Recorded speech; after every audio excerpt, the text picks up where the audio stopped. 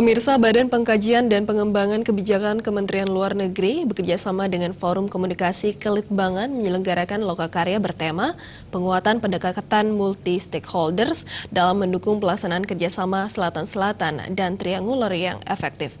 Diharapkan pelaksanaan lokakarya tersebut mampu memperkaya perspektif pemangku kepentingan dan dapat memberikan solusi dan berbagi informasi bagi kepentingan nasional.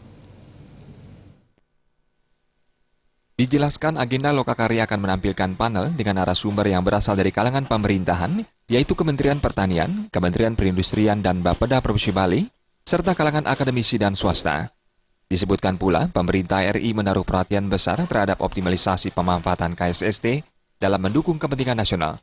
Dalam kerangka pembangunan nasional, peningkatan pelaksanaan KSST juga tercantum dalam RPJMN 2015-2019 sebagai bagian dari upaya untuk memperkuat peran Indonesia dalam kerjasama global dan regional.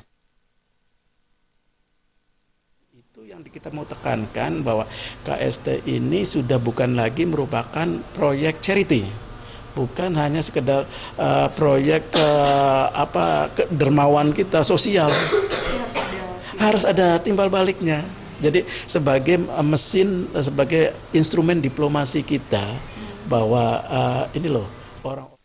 Program KSST akan mencapai hasil yang diharapkan sekiranya dalam pelaksanaannya melibatkan partisipasi dari berbagai pemangku kepentingan terkait atau multi-stakeholders. Lokakarya ini diharapkan dapat memberikan kontribusi masukan dan pandangan dari pihak swasta dalam mensinergikan kepentingan ekonomi pihak swasta dan pemerintah.